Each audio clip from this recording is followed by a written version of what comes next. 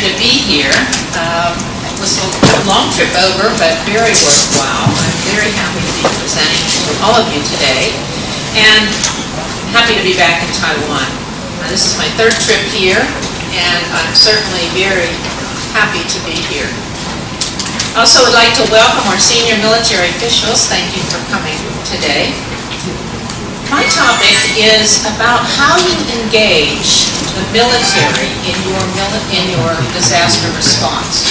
Now, generally speaking, we don't need the military unless we have a pretty significant catastrophe or perhaps some major issues that require more resources. Again, as Dr. Koenig said, any disaster that goes beyond our capability becomes something that needs surge capacity. And we'll be talking more about that tomorrow. I understand that most of the men in the audience have had some military experience. Is that correct? So you've all had some time in the military? Yes. But you ladies have not. You don't enjoy getting into a uniform, playing in the mall? Well, the military is not a whole lot different than emergency management, and we'll talk a little bit about that.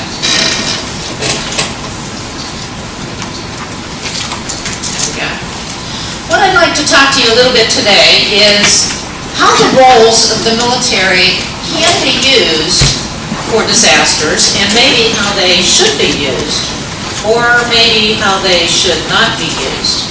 With the military, I would suggest that you really have to be careful what you ask for. Because if you ask for military support and you get it, you may find that you have somebody there who does understand who's in charge. And we've asked that question numerous times this morning, who's in charge? But the military, because of our system, has definite ideas about who's in charge.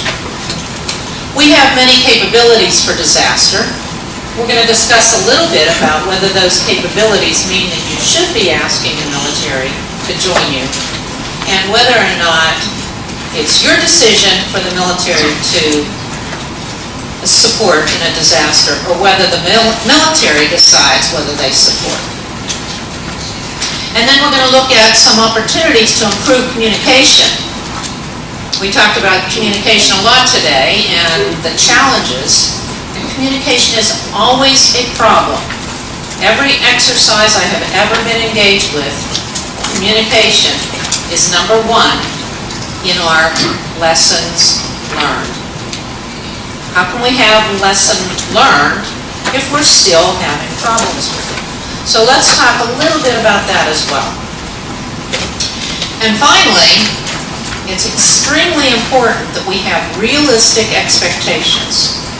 If we don't have reality driving our exercises, if you don't know what to expect when you engage in another group, then we're going to continue to have some failures. So we need to improve communication, improve expectations, understand who brings what to our experience, to our disaster response. In the military, we say to the fight. So we need to understand who's bringing what, how it works together, and how can we coordinate that. The military's role, number one, is defense of the nation. Defense of the nation. So if you look up any military organization and you say, what is their primary mission? And I know it's important here because I saw a mission statement up here on the wall. I saw a mission statement and a vision statement for this organization. Very important. And as you all know, if you don't know what your mission is or what your vision is, you don't know where you're going. So let's talk about how the defense of the nation relates to a disaster response. Is that disaster response internal or external to the country?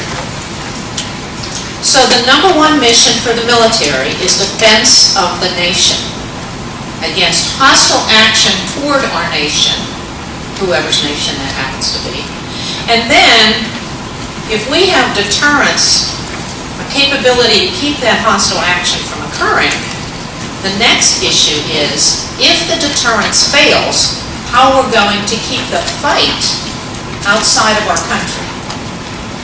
So in the United States, we want to make sure that any military action happens outside the United States. Keep it away from our citizens, keep our citizens safe. And every military has that as part of their mission. And I would assume, as I say everybody, there's always some exception, so there may be somebody out here that believes that they could fight on their own soil, but I would ask you, how many of you would like to have a war at home, or would you rather fight that war away from home? So we want to keep our citizens safe. That's what the military's mission is. So if we have a military medical community, what do you suppose that military medical community is supposed to do? Our job in the military medical community is to help our soldiers continue to fight, to keep our soldier and our force healthy. So having said that, if we take our medical community and send them to a disaster somewhere, are they there for the soldiers or the service members that we support? It can be a challenge, and we'll talk a little bit about that. So our job in the military medical community is to keep our force battle ready, to keep everybody ready to be able to go out and do the fight for the nation, so that you never have a hostile action from an aggressive force on your own soil. Make sense?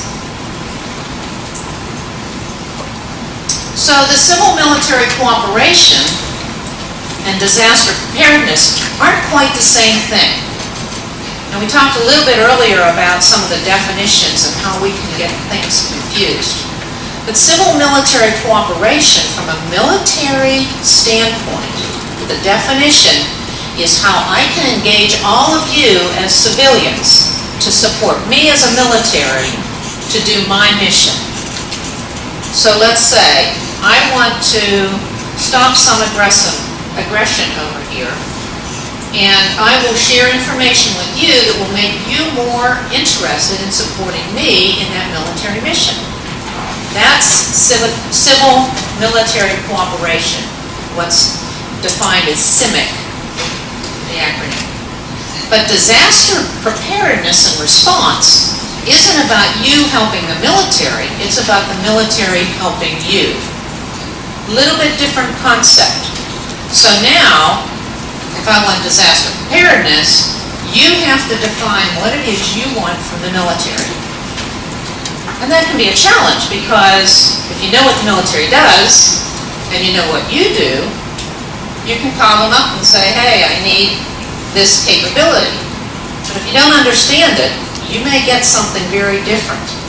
We've had situations where we had disasters in some of the Caribbean islands, and the military was called and resources were requested.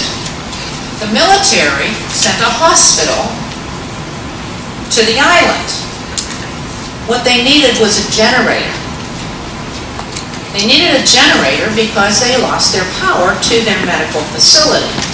But in the communication, asking for support for their medical system, the communication was the hospital. Now, imagine if you need a generator because this hospital is down. How long would it take to get a generator here? Shouldn't take too long, right? How long would it take to get a hospital here? So 2 weeks later, a hospital shows up on this little island with about half the personnel, because it takes about 2 to 4 weeks to set up a military hospital. The disaster's over. Very important that we get this straight on what it is you need and how to ask for what you need. And then the process of asking. So in the United States, we have a specific process. I'm assuming you have some sort of process here, and we can discuss that a little bit later. Then there's also these cultural differences. The Because in the military, we have a command and control structure, and we know what we're supposed to do, and when we're asked to do something, we don't really have a choice to say, no, I don't think I'll set up over here, I think I'll set up over there. We're very clear and decisive within our organization. Not quite so for some of the other organizations. And for non-governmental organizations, NGOs, don't particularly like to work with the military because they find the military much too militant. They define things specifically, and the NGOs like to do things their way, and there's some mistrust in that.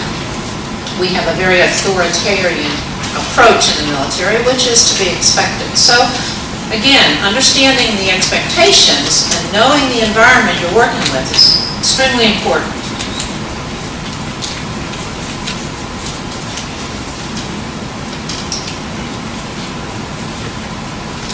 Brain freeze here.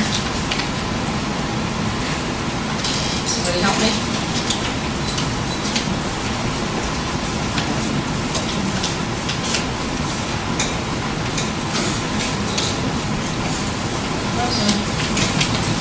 Technical difficulty.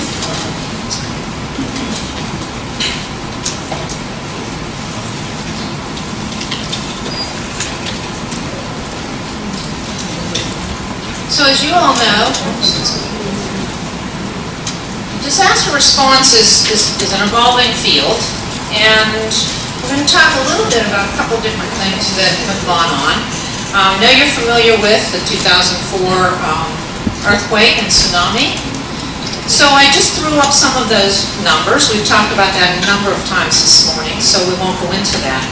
But where is the military response, and where is the need for military capability during a response like this? The numbers are pretty specific out there, and if you look at those studies, I think I might have mentioned them in the resources at the end of the presentation, you'll see that militaries from across the world responded to these events, from across the world. But it's a little more challenging than one might think. There's an issue of who pays for that? Is it the right thing to do? Which country did they come from? We talked about communication issues and language challenges. So how does that work? Totally different requirements, totally different environment for battlefield versus disasters. We refer to them as domestic. So being part of the domestic community, the environment. In a battlefield, we medically support according to a mission. So if the combat soldiers design a mission, we have identified specifically the numbers of casualties that we would expect from any given mission. So for example, on battle day number 3, we might expect casualties at a level of, say, 500 to 1,000. So when we design our medical support, we say, okay, for day 3, I must have that number of medical resources in the area where we expect the casualties, or in the area where we can evacuate those casualties. So it's a pretty defined system. My job when I was in my last medical command was to define the whole battle space for the Army on the medical side for Central Command, which is that area of Iraq and the Asian community, or excuse me, the Middle East community that would need medical support in case of an act of military movement. So we did that, and we designed how many people, and we would mobilize every different organization appropriately to go to that battle. They were in place before the battle. What happens in a domestic response? A little different, right? You, the civilian environment, is in charge of the emergency management community. We don't put military assets out there before the community, before the event. We wait until we identify what you need and then we support that. Some of the basic challenges, and the reason I'm identifying these as basic challenges, if you take a look at how we work, we need to know, if we want to work together, what is it that the military brings and how do you get to them? So let's take a look at this. If I have an operation like I described that says that the combat is moving out into, let's say, Iraq, and I know that I'm going to incur casualties, I'm organized, I'm trained, I'm equipped, and I'm funded for that combat. Organized, trained, equipped, and funded. Am I funded to train with you all for a disaster? In many cases, I'm not. So in the United States, in our military, if we have a mission to fight a war, all of my resources are organized, trained, and equipped for that war. Now, I happen to have maybe a couple hospitals, advanced surgical teams, some resources that might be available in the case of an emergency. But I'm not organized to help you. I'm not trained to help you. I don't have any money, any funding to do exercises with you because all of my exercise funding goes to fighting the war. Now that creates a barrier.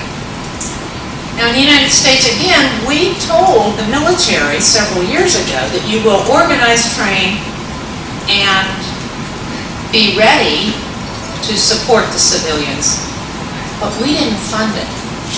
We didn't fund it. So what we found was, while my organization was ready to support you and wanted to, I wasn't paid to go to your exercise. I was only paid to go to the other exercises. I had to do it on my own time. You know what that's like? Have you ever had to do exercises on your own time? Not get paid for it? Sort of reduces the motivation, doesn't it? So what do? In our military planning organizations, we have a couple questions we ask. What do we want to do? So there might be a lot of people out there who want to do emergency management, who want to do humanitarian support, who really enjoy helping the civilian community. So we might really want to do it.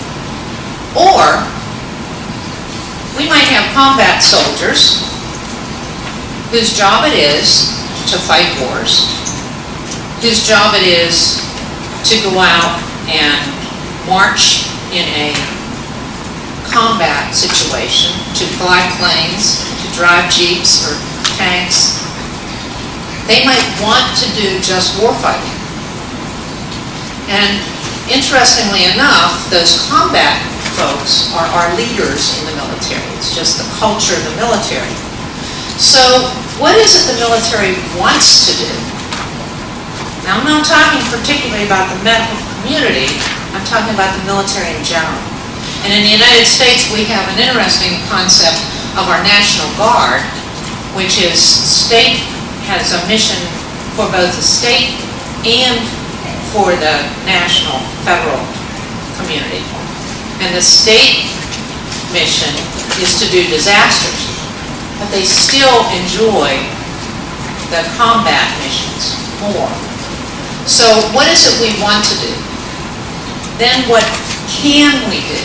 What are we capable of doing? So there's a lot of capability out there.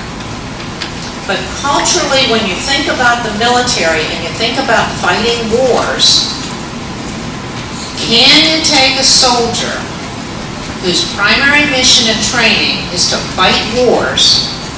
Can we take that same soldier and say, go in here and support a disaster? Do they know what they're doing? Have they been trained for it? So there's a question of whether we really can or cannot do that. What should we do? Well, what should we do has to deal with ethics. What's the right thing to do?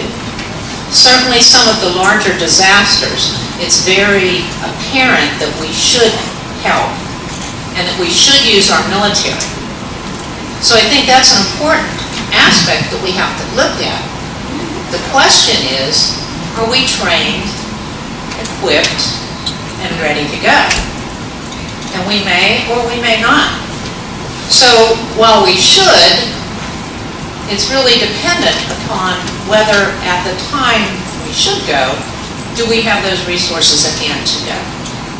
So when we look at some exercises or some events and we say the military showed up, but they showed up too late. They didn't bring their resources when we needed them. Did they have them available? Should they go? And then allowed to go, allowed to do. Significant issues of the legal system and how the country is organized. In the United States, our military is prohibited from enforcing law. The reason is that in order to enforce laws, you become more powerful than the civilian counterparts, and it sets countries up, and you've seen it before, for something like a coup, where the military can take over. In the United States, it's an absolute that we are a civilian-controlled military, and our objective is to keep the military under civilian control, and we are not allowed to do law enforcement. But we are allowed to provide medical support and many of the support functions. So, what is it we want to do? What can we do? What are we allowed to do? And what should we do? Very important questions.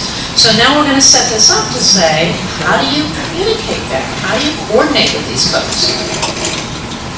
So if we look at the criteria for the military to become engaged, now when you ask yourself, how long does it take to get military support in a disaster? Let's take Haiti.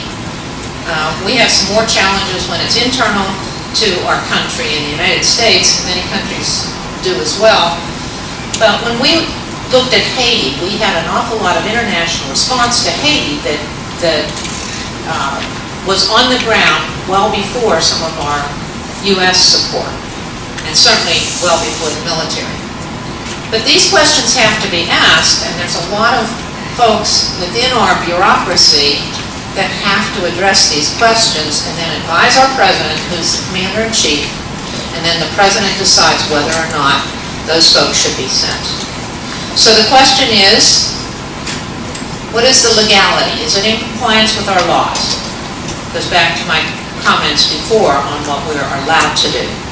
How about the lethality? The potential for lethal force by or against our military forces. One of the issues within military management is we are not allowed to send people unprepared into harm's way. That's why we spend an awful lot of money manning and equipping our force with lots of protective equipment and try to keep them as safe as possible. They get all their immunizations and all their safety equipment before they go into an area of operations. So now let's send them into a humanitarian disaster or a humanitarian relief issue, and we find that perhaps they're not protected. We also had some safety issues where people, we start to have problems with law enforcement and safety on the ground, and are our military personnel safe? So we won't send them in there into a situation without some sort of security support.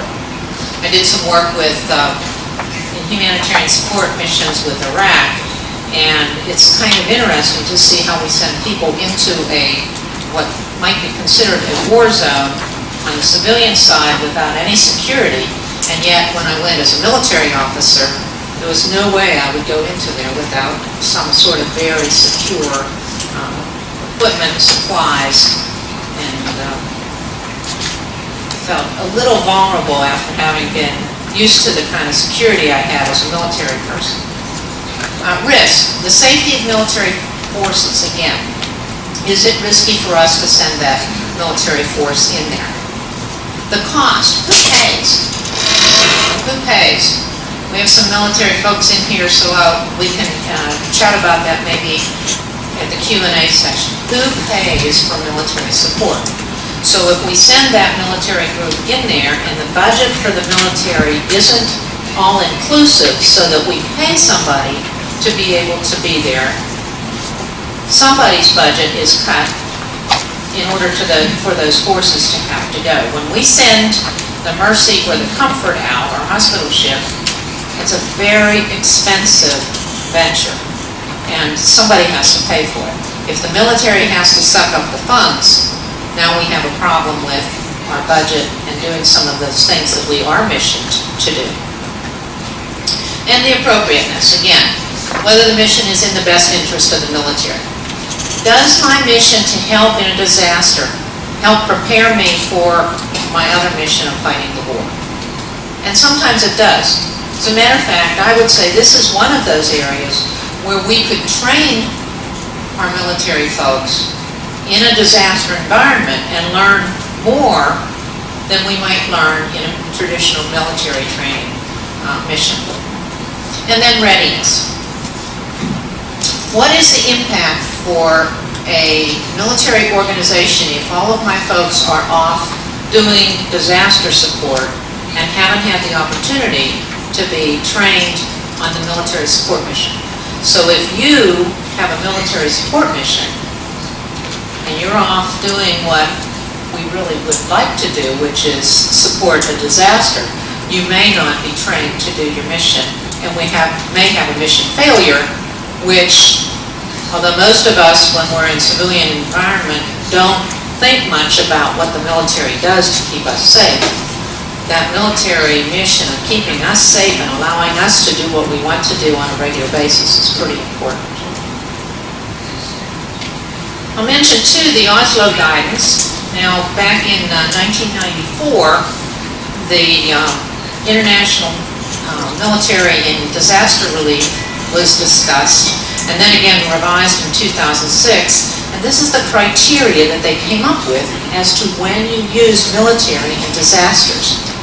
And again, it follows pretty much the same sort of environment that we had before, where you really should have military in there when there's no comparative civilian alternative. So if you have airlift on the civilian side, we shouldn't be asking for our military airlift.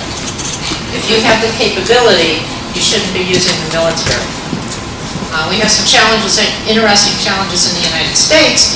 If you have an engineer group, let's say, and I have some heavy equipment over here, and we have a disaster where trees have fallen and the roads are blocked, we send our military in to move those trees. Sounds like a pretty good idea, right? Except that there might be an engineering company down the street who can make money and move those trees pretty easily. Now, if the military goes in to do that, when the civilian capability is there, we've just influenced our civilian environment's capability to make money, to earn a living, and we're not allowed to do that. So it gets pretty complicated. You have to understand what capability exists in the area before you start using military to support in a disaster when the capability already exists. Does it meet a critical humanitarian need? And certainly anytime there's lives at stake or loss of limb or anything critical, we're allowed to use the military. So if it's a critical humanitarian need, that's a good criteria for calling the military, as long as it doesn't exist somewhere else. Well, how do you know if it exists? Have we talked about looking at all of the resources within your area? Have you done a complete environmental scan of your community to find out, does that capability exist? It's a lot of homework to be done before we start pulling in the military on some of these issues. And then this issue of having to be a unique capability or availability. It must be unique, something specific that's not provided elsewhere. So what does the military have to offer? Those of you that have been there sort of have a handle on what a military organization would have. But let's just think about that for a minute. We have some general capabilities, we have some special capabilities that really are pretty unique. And let's see what we've got here.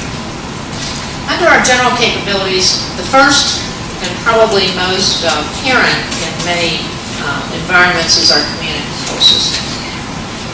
If you want somebody to be in charge, you call the military, they can be in charge. There's no question of who's in charge in the military. When the general comes in, if you're a colonel, the general's in charge, right? Well, for the most part. There are some exceptions. Let's say if we're on the firing line and I'm a sergeant and you're a general, the sergeant who's in charge of the firing line is in charge because it's a safety issue. So there are some specific areas where we do take rank out of the order, but in a command and control environment, we almost always have a pretty specific understanding. And the incident command system that we use in emergency medicine, it has a lot of similarities. But I would caution you that the command and control system that the military uses and the terminology we use in the incident command system can be confusing. Because in operations in the military sense and operations in an incident command system, just a little bit of difference. We also don't have the finance and administration side that you have in the incident command system. So that makes it a little bit more confusing. How about communications? We talked about that. Communications on the military side generally means our ability and our equipment that we use and then how we use it to communicate. So it's not do we have the direct communication with another organization as much as it is how do we do that. Engineering, talked about that, lots of heavy equipment there that we can use.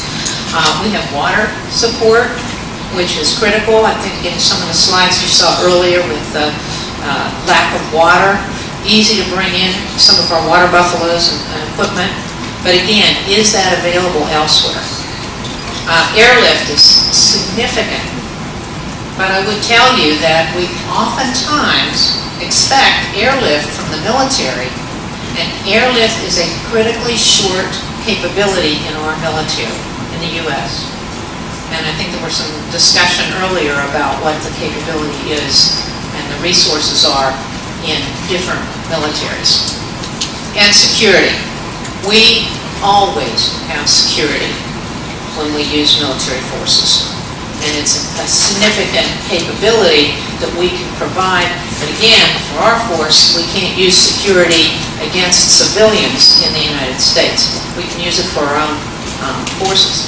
Now, having said that, there's always a few interesting nuances that create some challenges because we have a National Guard. Again, that National Guard has a dual mission and reports to the state.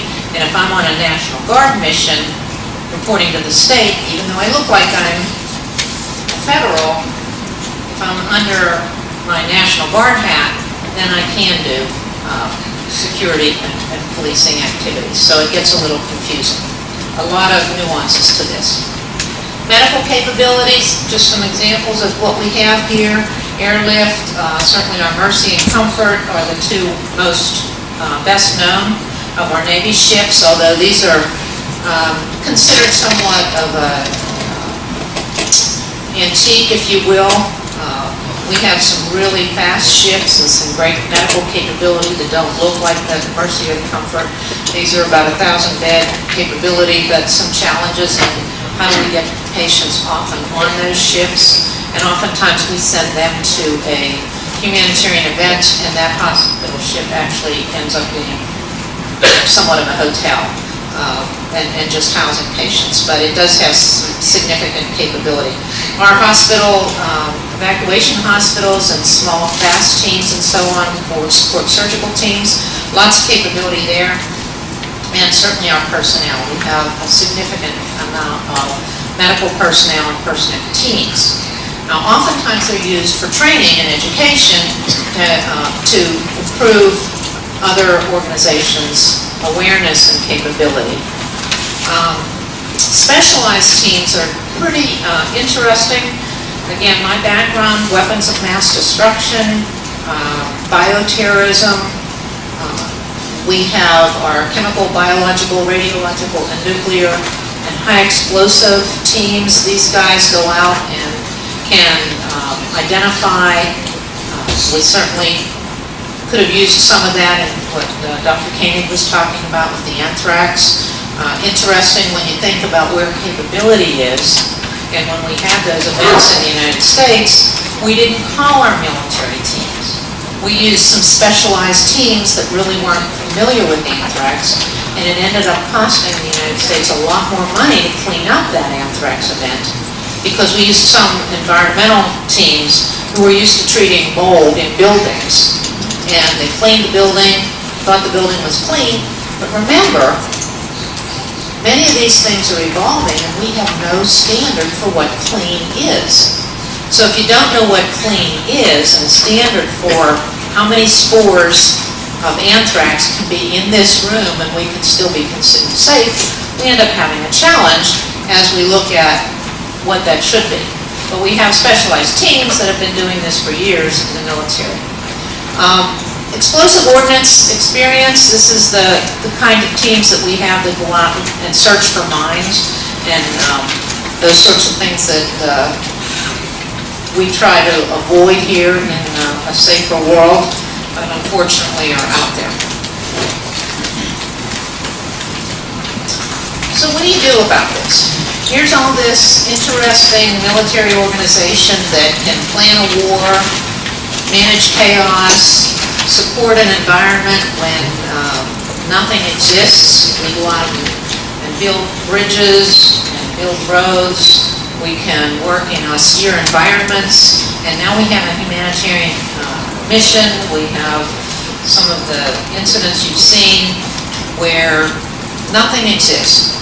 You don't have any resources. How do you get the relationship to be able to work with the military and for the military to work with you? The first thing, of course, is developing the relationship before the emergency. I have a little byline on my email that says, in an emergency, wartime is not an option.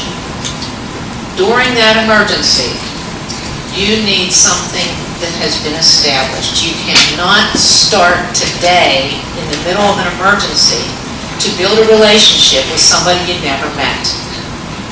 We know that during exercises, one of the best reason for having an exercise is that we all pass around our business cards and know who of you out there does what I need when I have an emergency. It's a significant capability to build that up. You don't need an exercise to do it. If you identify this chain of command, and this is extremely important to me. Identify the chain of command. We have some gentlemen in the room here who are from the military medical community in the leadership position of your Army, your military. Now, maybe they can help answer some questions when we get to the Q&A period to tell us, are they the people that you need to know if you want to coordinate with the military? In our country, it's nice to know those people, to get to know what it is we might have in capability, how we can use them, but the authority in the United States to call out a military medical asset isn't, unfortunately, the medical community. We had an interesting incident when I was a little more junior, where one of our senior docs decided that during some international Olympic games that we might have a disaster, so he wanted to share some of our ventilators with that country. So he actually promised the country that they could use or have our ventilators that we have in our strategic stockpile.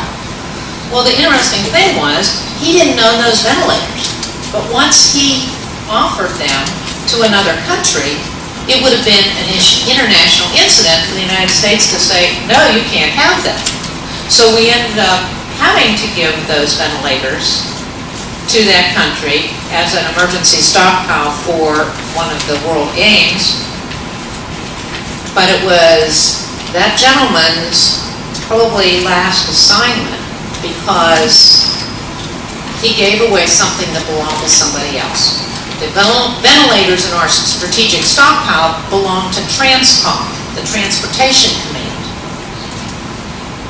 So the medical community can't take the resources from Transportation Command and give them away.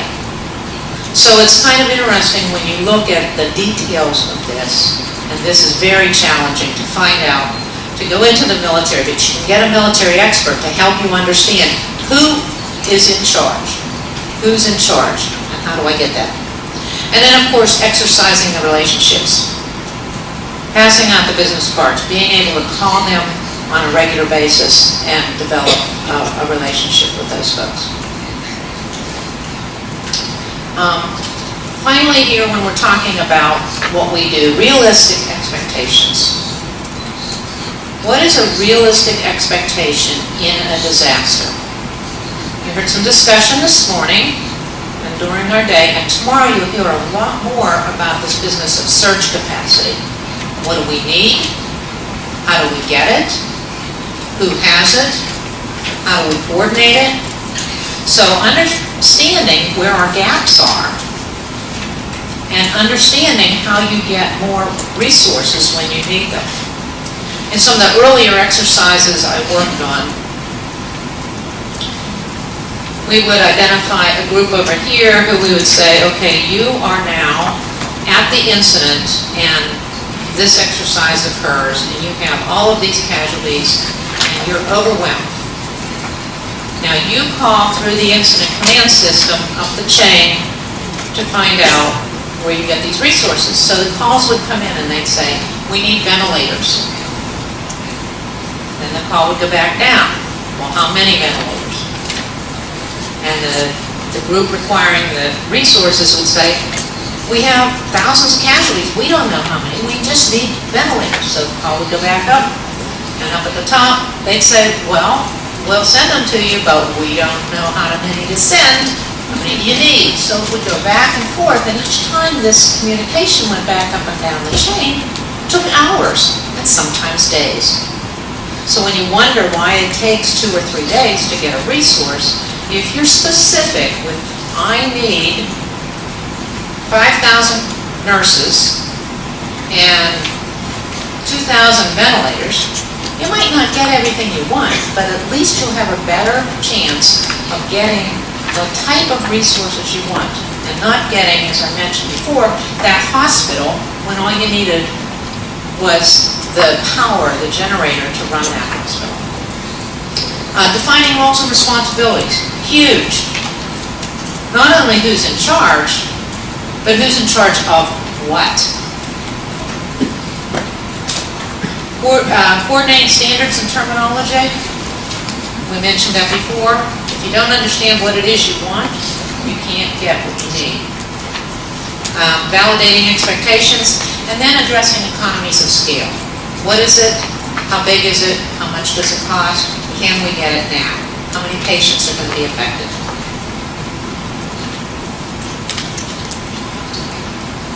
Some issues for discussion when we get to the discussion phase. I'll let that up to you. And I look forward to hearing your questions. Thank you very much for your attention.